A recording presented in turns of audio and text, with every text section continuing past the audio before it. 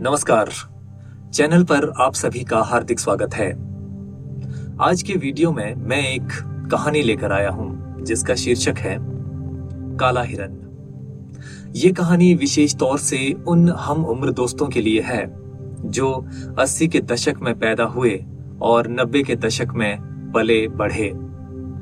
80 और 90 के दशक में ये कहानी चौथी कक्षा की हिंदी की किताब में शामिल थी। आशा है काला हिरन कहानी को सुनकर हम में से बहुत सारे दोस्तों की बचपन की यादें ताजा हो जाएंगी। आइए कहानी का आनंद लेते हैं। बहुत समय पहले की बात है। गंगा की तराई में एक घना जंगल था। जंगल में हिरन बहुत थे। जंगल के बीचों बीच एक झील थी। सबको पानी पीने के लिए इसी झील पर आना पड़ता था। हिरनों के लिए चारों ओर खतरा था। दोपहर को हिंसक जानवर खा पी कर सुख की नींद सो जाते थे। हिरनों के लिए पानी पीने का यही समय सबसे अच्छा था। जंगल में हिरनों के कई झुंड थे। सबसे बड़े झुंड में लगभग 50 हिरन थे। इन हिरनों का सरदार काले रंग का था। काले हिरनों का वंश संसार में लगभग समाप्त हो चुका था। केवल इस जंगल में इनका एक छोटा सा परिवार था। काला हिरन, उसकी पत्नी और 2 बच्चे। काला हिरन दूसरे हिरनों से ज्यादा तेज दौड़ सकता था। वो बुद्धिमान भी था और वही था हिरनों के झुंड का सरदार। झुंड को सरदार पर विश्वास था। सरदार भी जी जान से अपने कर्तव्य का पालन किया करता था। काला हिरन देखने में अद्भुत लगता था। उसकी चमकीली लाल लाल आंखें बहुत सुंदर थीं। एक दिन एक विचित्र घटना घटी। जंगल में शिकारियों का एक दल शिकार खेलने आया। काफी खोजबीन करने पर भी शिकारियों के हाथ कोई शिकार न लगा। दोपहर का सूरज तप रहा था। प्यास के मारे उनका बुरा हाल था।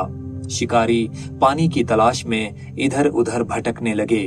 एकाएक उन्हें झील दिखाई पड़ी। शिकारियों की जान में जान आई। उन्होंने पेट भर पानी पिया। वे थक गए थे। पेड़ों की घनी छाया देखकर वे रुक गए। उन्होंने बंदूकें उठाकर एक पेड़ के तने के सहारे रख दी। वे सोना चाहते थे कि आहट पाकर चौकन्ने हो गए। हिरनों का झुंड पानी पीने आया था। ये उसी की आहट थी। काला हिरन झुंड का नेतृत्व कर रहा था। हिरनों ने शिकारियों को देख लिया। शिकारियों के बंदूकों की ओर हाथ बढ़ाने से पहले ही हिरनों का झुंड बड़ी बड़ी झाड़ियों के पीछे छिप गया। शिकारी भी हाथ आए शिकार को यूं छोड़ना नहीं चाहते थे। उन्होंने हिरनों का पीछा किया। हिरन भागे नहीं थे। वे झील के किनारे झाड़ियों की ओट में दम साधे खड़े थे। शिकारियों ने समझा कि हिरन मैदान की ओर निकल गए हैं। वे दूसरी तरफ चले गए। हिरनों पर आई विपत्ति टल गई।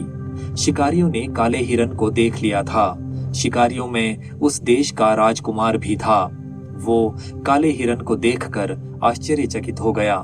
ये तो सचमुच ही अद्भुत जानवर है, राजकुमार ने मन में सोचा।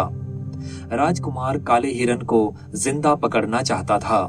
दूसरे दिन उसने कुछ चतुर शिकारी बुलाए।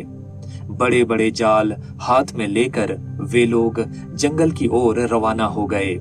उन्होंने झील के किनारे आकर जाल बिछा दिए।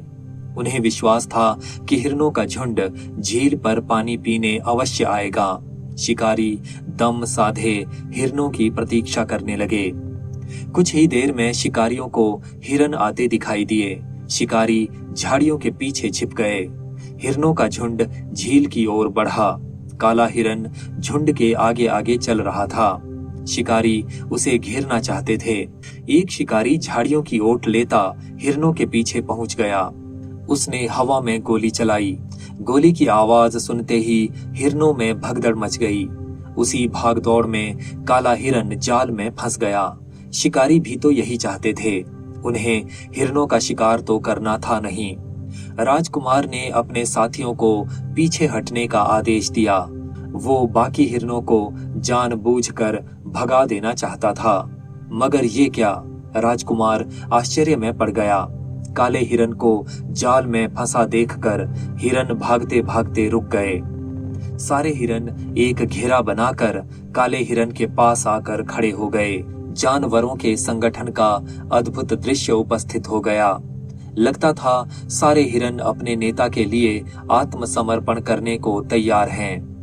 उसी समय हिरनी घेरे से बाहर निकली। उसकी आंखें आंसुओं से गीली थीं। वो धीरे धीरे हिरन के पास आई और प्यार से उसे खुजलाने लगी। मूक पशु, कहता भी क्या। राजकुमार को ये सब सपना जैसा लग रहा था। वो भी थोड़ा आगे बढ़ा।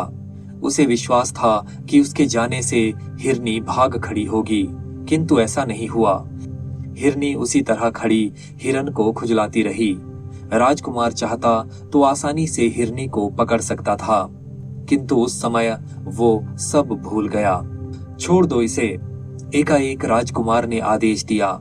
हिरनी की करुणा भरी मूक प्रार्थना ने राजकुमार का हृदय पिघला दिया था। काले हिरन को छोड़ दिया गया। देखते देखते हिरनों का झुंड आंखों से ओझल हो गया। राजकुमार और उसके साथी लौट आए। रात को राजकुमार ने एक सपना देखा। सपने में वही काले हिरन राजकुमार के बगीचे में चरने आए थे। राजकुमार की आंख खुल गई। दिन निकलने वाला था। राजकुमार ने खिड़की खोलकर बाहर देखा। सचमुच काला हिरन और हिरनी बगीचे में खड़े थे। राजकुमार तुरंत बगीचे में गया। उसने हिरनों को प्यार से पुचकारा। कुछ देर तक हिरन और हिरनी राजकुमार के पास खड़े रहे, फिर छलांग लगाकर जंगल की ओर भाग गए। उस दिन के बाद वे दोनों हर रोज राजकुमार के बगीचे में आने लगे। कुछ दिन बाद राजकुमार राजा बन गया। राजा बनते ही उसने जंगली जानवरों के शिकार पर रोक लगा दी। जंगल के सभी जानवर निर्भय होकर सुख से रहने लगे। इस सुंदर कहानी के लेखक थे चंद्रदत्त इंदु। किसी और वीडियो में आपसे फिर मुलाकात होगी। मेरे साथ बने रहने के लिए बहुत बहुत धन्यवाद।